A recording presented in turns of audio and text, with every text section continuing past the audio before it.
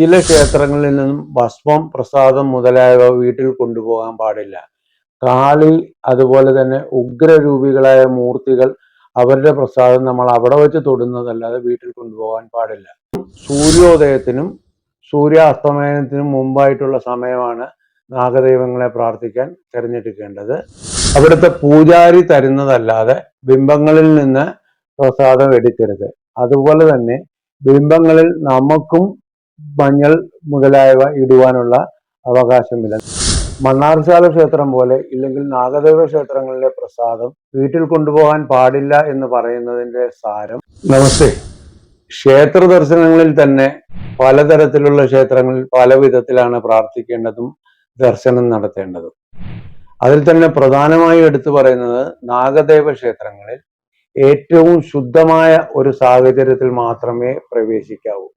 സാധാരണ സ്ത്രീകൾ മാസമുറയ്ക്ക് ശേഷം നല്ല ശുദ്ധമായതിനു ശേഷം മാത്രം പ്രവേശിക്കണം. കഴിവതും സൂര്യോദയത്തിനും സൂര്യാസ്തമയത്തിനും മുമ്പായിട്ടുള്ള സമയമാണ് നാഗദൈവങ്ങളെ പ്രാർത്ഥിക്കാൻ തിരഞ്ഞെടുക്കേണ്ടത്. അവിടുത്തെ പൂജാരി തരുന്നതല്ലാതെ ബിംബങ്ങളിൽ നിന്ന് പ്രസാദം എടുക്കരുത്. അതുപോലെ തന്നെ ബിംബങ്ങളിൽ നമുക്കും മഞ്ഞൾ മുതലായവ ഇടുവാനുള്ള അവകാശമില്ല. നമുക്ക് സമർപ്പിക്കുന്നത് അതിന്റെ കർമ്മം ചെയ്യുന്നവർ വൃത്തിയായ ശുദ്ധിയോടും പ്രത്യേക മന്ത്രം ഉപയോഗിച്ചുമാണ് അവർ ആ മഞ്ഞൾ അവിടെ സമർപ്പിക്കുന്നത്. കഴിവതും ഈ കടകളിൽ നിന്ന് വാങ്ങുന്ന മഞ്ഞൾ മിക്കവാറും കെമിക്കൽ ഉള്ള മഞ്ഞളാണ്. സമർപ്പിക്കണമെങ്കിൽ ശുദ്ധമായ മഞ്ഞൾ കുറഞ്ഞ അളവിലെങ്കിലും എടുത്ത് പൊടിച്ച് കൊടുക്കുന്നതാണ് ഏറ്റവും ഉചിതം. ബിംബങ്ങളിൽ ഒരിക്കലും തൊടരുത്. ബിംബങ്ങളിൽ നിന്ന് പ്രസാദം എടുക്കരുത്. അതുപോലെ തന്നെ ബിംബങ്ങളിൽ നമ്മൾ മഞ്ഞൾ സമർപ്പിക്കരുത്, പുഷ്പങ്ങൾ സമർപ്പിക്കരുത്. ഇതെല്ലാം ഈ കർമ്മം ചെയ്യുന്നവർക്ക് മാത്രം അവകാശപ്പെട്ടിട്ടുള്ളതാണ്. നമ്മൾ അവർക്ക് വേണ്ടി കൊടുക്കുന്ന സാധനങ്ങൾ അവർ പറഞ്ഞിട്ടുള്ള സ്ഥലത്ത് വെച്ച് അവരെ കൊണ്ട് വേണം ഇതെല്ലാം ചെയ്യിക്കാൻ. അതുപോലെ തന്നെ നാഗദേവ ക്ഷേത്രങ്ങളിൽ പുള്ളുവന്മാരെ കൊണ്ട് പാടിക്കുന്നത് കുടുംബ ഐശ്വര്യത്തിനും ശത്രുദോഷ പരിഹാരത്തിനും എല്ലാം ഏറ്റവും ശ്രേയസ്കരം തന്നെയാണ്. അത് പ്രധാന വഴിപാടായി നമ്മൾ സ്വീകരിക്കേണ്ടതാണ്. ഇതിന് എണ്ണവും കാര്യവുമൊന്നുമില്ല.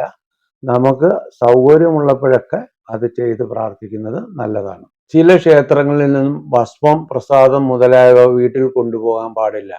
കാളി, അതുപോലെ തന്നെ ഉഗ്രരൂപികളായ മൂർത്തികൾ, അവരുടെ പ്രസാദം നമ്മൾ അവിടെ വെച്ച് തൊടുന്നതല്ലാതെ വീട്ടിൽ കൊണ്ടുപോകാൻ പാടില്ല.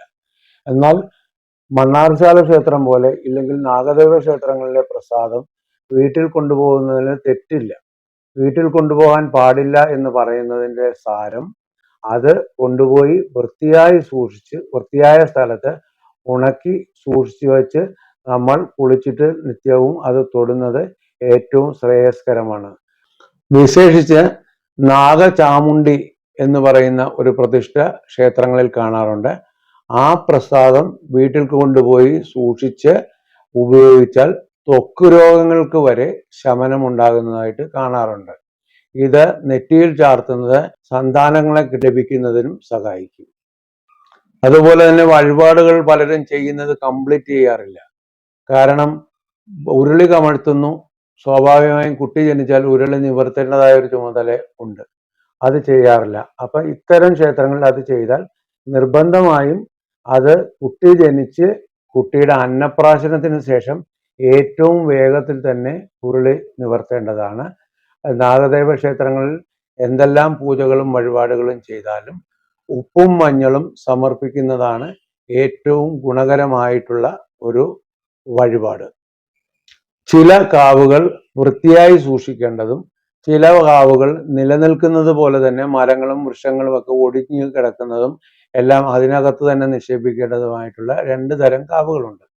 അത് ഏത് ക്ഷേത്രത്തിന്റെ കാവാണോ എന്ന് പുരോഹിതന്മാരുമായി സംസാരിച്ച് ജ്യോതിഷന്മാരുമായി എല്ലാം ബന്ധപ്പെട്ട് അറിഞ്ഞു വേണം അത് വൃത്തിയാക്കാനും ശുദ്ധിയാക്കുവാനും ചിലവ അതേപടി നിലനിർത്തുവാനും വേണ്ടിയുള്ളതാണ്. അക്കാര്യത്തിലും പ്രത്യേകം ശ്രദ്ധിക്കണം. കുടുംബ സംബന്ധമായ കാവുകളിൽ ഒരു കാരണവശാലും സന്ധ്യയ്ക്ക് ശേഷം വിളക്ക് തെളിക്കാനോ പ്രവേശിക്കാനോ പാടില്ല.